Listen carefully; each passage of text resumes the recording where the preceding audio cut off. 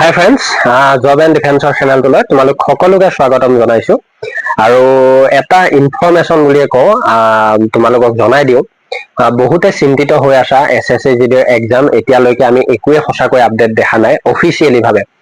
তো মই ইয়াতে কেইটামান কথা ক'ম, আৰু এই কথাকেইটা ৰিটেন ৰিলেটেড বুলি নহয়, এই ভেকেঞ্চিটো ৰিলেটেড। আৰু এই কেণ্ডিডেট খিনি শেষলৈকে যাতে একো প্ৰব্লেমত নপৰে, মই তাৰ বাবে ভিডিঅ'টো প্ৰস্তুত কৰিছো।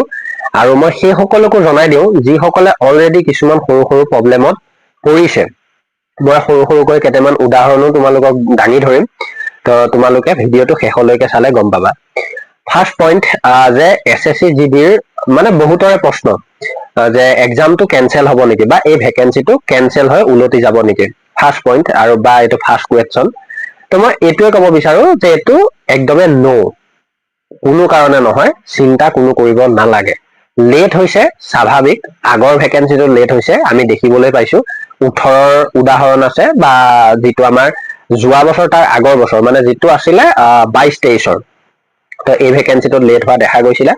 চ' এটা কথা মই কওঁ যে এক্সাম 100% কণ্ডাক্ট হ'ব।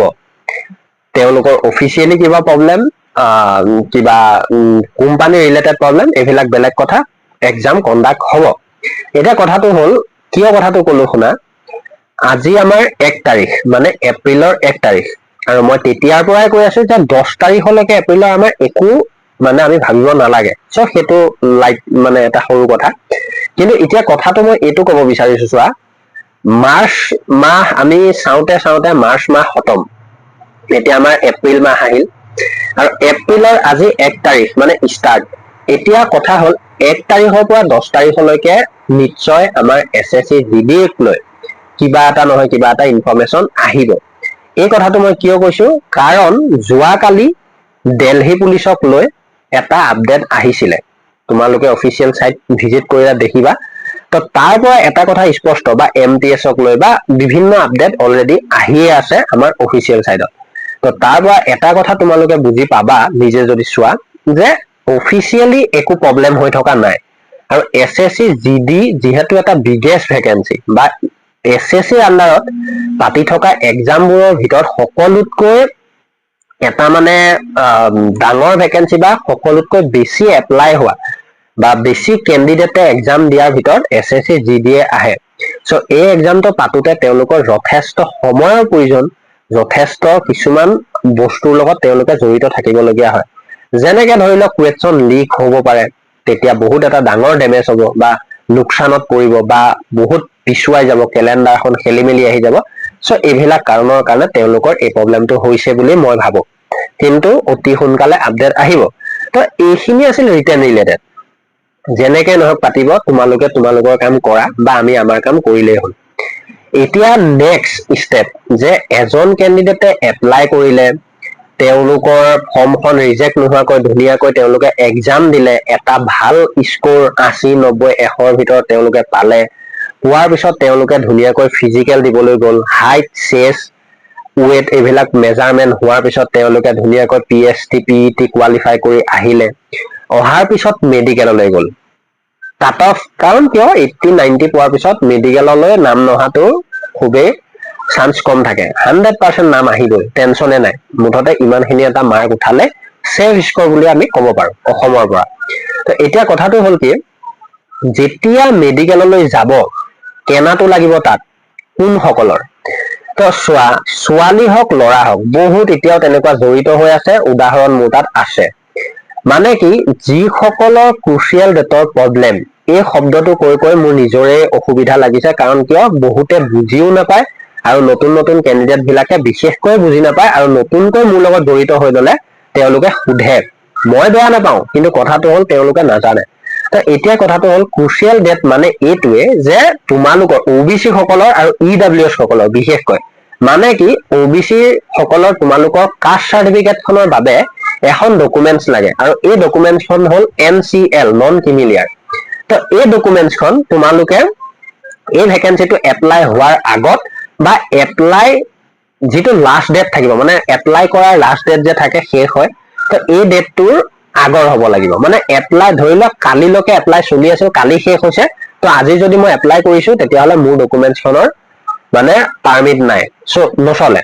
তো সেইটোৰ বাবে ক্ৰুচিয়েল ডেটৰ প্ৰব্লেম হয়। আৰু এইখিনি লাগে তোমালোকে যদি বুজি নোপোৱা মোক পাৰ্চনেলি হোৱাটছএপত মেছেজ দি সুধিব পাৰা, মই ধুনীয়াকৈ বুজাই দিম, বা লাইভ কৰিলে তোমালোকে মোক সুধিলে মই ধুনীয়াকৈ বুজাই দিম।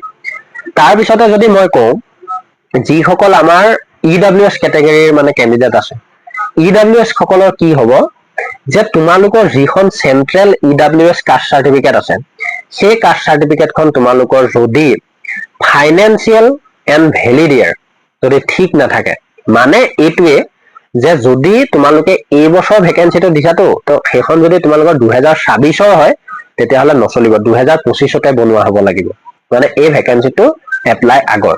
চ' এই দুটা কাষ্টক লৈ বিগেষ্ট প্ৰব্লেম।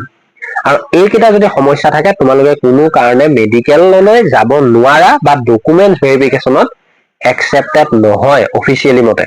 আৰু এই প্ৰব্লেমটো বহুত এটা মানে ডাঙৰ প্ৰব্লেম SSCGD। তাৰপিছতে যদি কওঁ তোমালোকৰ এই সমস্যাকেইটাৰ বাদেও মেডিকেলি প্ৰব্লেম 3-4টা প্ৰব্লেম মানে পইণ্ট আছে, এইকেইটা পইণ্ট থাকিলে এতিয়াতে তোমালোকে ঠিক কৰি লোৱাই মোৰ মতে ভাল হ'ব। সেইকাৰণে মই ভিডিঅ'টো প্ৰস্তুত কৰিছো, ল'ৰা হওক ছোৱালী হওক। ফাৰ্ষ্ট পইণ্টটো হ'ল ব্লাড, মানে আমাৰ হিমোগ্লবিন। বহুত ল'ৰা ছোৱালীকে দেখিলো, ল'ৰা মানুহৰ যিহেতুকৈ নৰ্মেলি আমাৰ লাগে 12.5 আৰু ছোৱালী মানুহৰ লাগে 11.5।